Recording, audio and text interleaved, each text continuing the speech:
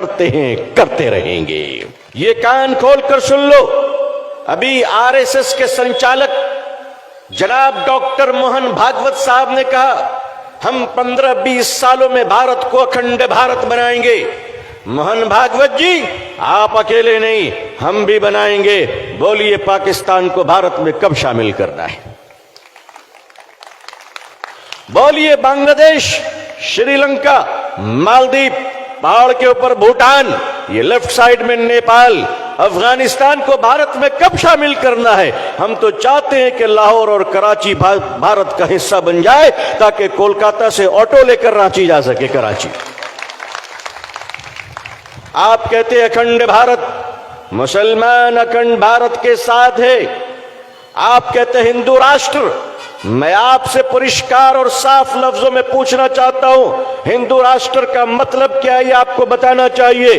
क्या हिंदू राष्ट्र वही है जो धर्म संसद में खड़ा होकर गेरुआ वस्त्र पहनकर आतंकवाद कहता है कि 15 से 20 लाख मुसलमानों को मार दो? क्या हिंदू राष्ट्र वही है कि लखनऊ का एक योगाधारी बाबा कहता है मुसलमानों के घरों में उनकी औरतों की इज्जत लूट दो? मैं उत्तर प्रदेश के सरकार का शुक्रिया अदा करता हूं कि योगी सरकार ने उस पाखंडी को गिरफ्तार किया। आपने बहुत अच्छा काम किया है, बहुत अच्छा काम किया है। लेकिन मोहन भागवत जी, अगर आपका हिंदू राष्ट्र मनुस्मृति को बुलाता है, अगर आपका हिंदू राष्ट्र बाबा साहब अंबेडकर के संविधान को नहीं मानता, अगर आपका हिंदू राष्ट्र भारत के वंचित बहुजन समाज, दलित समाज को अगर स्वीकार नहीं करता है, उन्हें सम्मान नहीं देता है, तो भारत का मुसलमान भी ऐसे हिंदू राष्ट्र को स्वीकार नहीं करता है।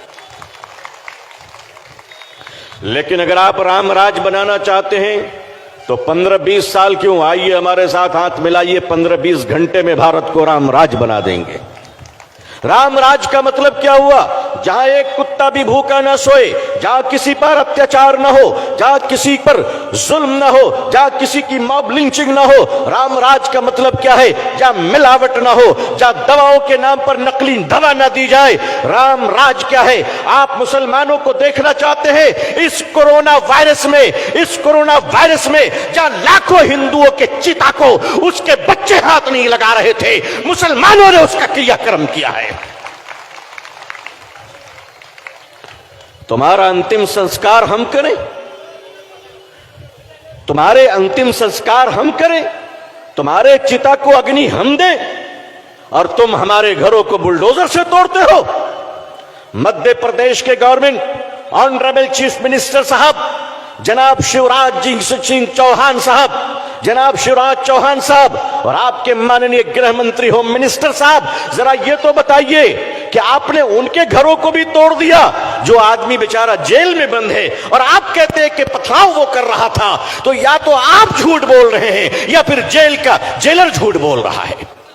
क्या अत्याचार है? भारत संविधान से चलेगा, बुलडोजर से नहीं चलेगा। अभी कल रमजान का महीना, दिल्ली के अंदर जहांगीरपुरी में ऑनरेबल सुप्रीम कोर्ट ने कहा बुलडोजर नहीं चला जाएगा, फिर भी चलाया जा रहा है। मतलब इस देश में अब कोर्ट का सम्मान भारत सरकार भी नहीं कर रही है। आपके दिलों में अब कोर्ट की इज्जत नहीं है। अरे हमसे पूछो, बाबरी मस्जिद तुमने छीन लिया, हमने सीने पे पत्थर रखकर कोर्ट के फैसले का सम्मान किया है। हम कोर्ट के फैसले मानते हैं तो मस्जिद को भी दे देते हैं, बर्दाश्त कर लेते हैं। आप बुलडोजर चलाते हो तो ऑनरेबल सुप्रीम कोर्ट के ऑर्डर की भी इज्जत नहीं करते। ये देश कहां जा रहा है? आज लीटर 200 रुपए भी हो जाए, कहते हैं मुसलमानों की दुश्मनी में कबूल कर लेंगे। आज अजान पर बात आ गई। मैंने देखा एक न्यूज चैनल की बेचारी हमारी बहन हल्दीराम में जाकर कह रही कि तुम्हारे पैकेट में उर्दू क्यों लिखा हुआ है।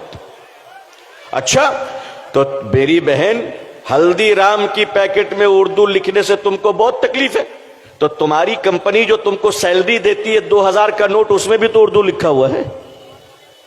अरे भाई, है कि नहीं है? अरे नोट में भी तो, नोट को भी छोड़ दो। आज इनको अजान से तकलीफ है, कहते हैं अजान क्यों हो रही? अजान आज पहली बार हो रही है। अरे अजान है तो भारत जिंदा है। भारत जिंदा है।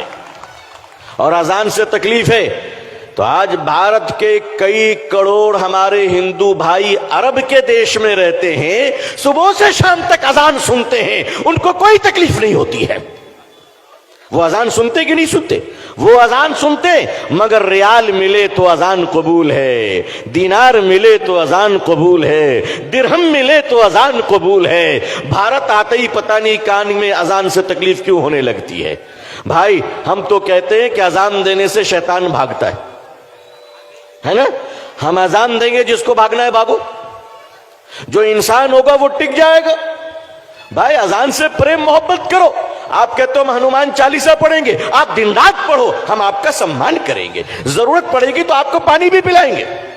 हमें आपसे कोई तकलीफ नहीं है, हमें कोई तकलीफ नहीं। आप हमारे चिड़ में पड़ते हो, एक काम करो, एक तरफ आप बैठ जाओ हनुमान चालीसा लेकर, मैं पूछता हूं तुम्हें पढ़ना आता है जो पढ़ोगे? अरे हमें चैलेंज करो, हम तो छोटे छोटे बच्चों को लेकर आ जाएंगे जो पूरे दिन में कुरान पढ़ देगा। हमारे पास हाफिज कुरान है माशाअल्लाह। आपको पढ़ना आता है? अगर आपने पढ़ा होता तो इंसान बनते, भगवत गीता पढ़ा होता तो मानवता आती, अगर वेद पढ़ा होता तो मानवता आती। तुम धर्म ग्रंथ पढ़ते हो हमें डराने के लिए, तो सुन लो, हम अपने धर्म की भी रक्षा करेंगे और इस देश की भी रक्षा करेंगे और देश के हिंदू भाइयों से प्यार करते हैं, करते रहेंगे। अजीजान मिल्लत, बड़ा रूहानी मौका है। अल्लाह के दरबार में आप सब बैठे हैं, अल्लाह से दुआ कीजिए कि अल्लाह हमारे देश की रक्षा करे, भारत में अमन और शांति अता फरमाए। मुसलमान भाई हिंदू भाइयों को मिलकर प्यार से मोहब्बत के साथ गले मिलकर रहने की तौफीक दे। अल्लाह प्यार की बारिश बरसाए, बंगाल में अमन और शांति दे, अल्लाह पूरे देश में और पूरी दुनिया में अमन और शांति दे। मैं बेहद शुक्रगुजार हूं भाई जनाब सैयद रूहुल अमीन साहब दामत बरकातुहुम का कि उन्होंने मुझे मदऊ किया, इस लायक समझा। अल्लाह आपको जज़ाए खैर दे, अल्लाह पूरी दुनिया में हम सबको इस्लाम की इज्जत देखना नसीब फरमाए। अल्लाह अक़वाम आलम और अहले हिंदुस्तान के दिलों में इस्लाम के लिए और मुसलमानों के लिए जज्बे मोहब्बत व एहतराम पैदा फरमाए। अल्लाह इस भारत में अमन व शांति दे, पूरी दुनिया में अमन व शांति दे। भारत जिंदाबाद, बंगाल जिंदाबाद, इस्लाम जिंदाबाद, मुसलमान जिंदाबाद। जज़ाकुमुल्लाह। आखिर दावाना अल्हम्दुलिल्लाहि रब्बिल आलमीन। वस्सलामु अलैकुम व रहमतुल्लाहि व बरकातुहू।